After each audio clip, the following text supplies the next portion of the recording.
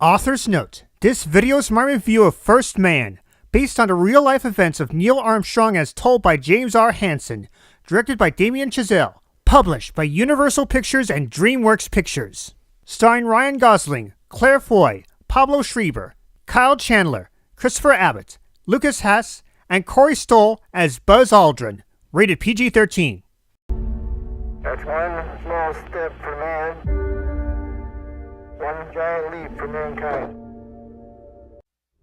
Neil Armstrong, Buzz Aldrin. Do those names ring a bell? Yeah, the Apollo 11 mission that led to the first man on the moon. It's common knowledge around these parts. Is that a fact? First man to walk on the moon. That'd be something. For many Americans, the events of Apollo 11 serve as a base of inspiration, thanks to our achievements and a big raspberry to the Soviet Union. This movie tells how Neil Armstrong rose from a troubled past to become the first man to walk on the moon. These are extraordinary times, and we face an extraordinary challenge. First, I didn't find this film as interesting, considering that the more down-to-earth scenes were rather tame. But as I go on, I realized that this film is more of a build-up to the final scene where Neil and Buzz finally land on the moon. For all the quiet moments of the film, the build-up was worth it. Thankfully, not all of the film was too quiet. There were some moments that capture a lot of spirit and tension. The spirit part is the unexpected Gemini 8 flight that I thought was just a simple astronaut test. The tension part was between Neil and his wife Janet Sharon, who was concerned that her husband may end up dying because of the risks of the Apollo mission. Not to mention a neighbor of hers would later lose her husband to an accident. If I was in that kind of scenario, my wife would have the same concern.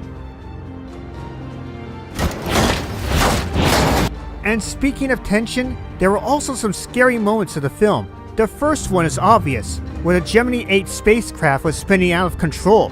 For a moment there, I thought the characters weren't going to make it because of the danger they were in. The other moments that shocked me were the crash of the Lunar Landing Research Vehicle 1 test and the fatal fire of the Apollo 1 test launch. They did not hold back in showcasing the risks of the mission, that's for sure. Do you think you're coming back? But this movie wasn't just about man's achievement. It's all about Neil Armstrong confronting his own demons throughout the story. Since the loss of his daughter Karen, Neil has been haunted by visions of her, and it nearly cost him many times throughout his life. And it also leads to him becoming a bit more reckless as time goes on. This is in contrast to Buzz Aldrin, who happened to be much more upbeat and optimistic. I would tell the Soviets that they can go screw!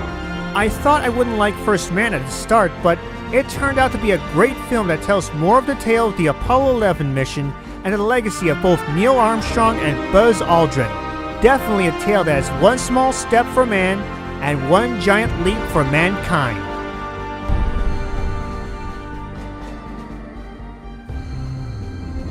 It's too bad no one's been on the moon for a long time. I think mankind's too chicken to even want to do so. Great point you got there.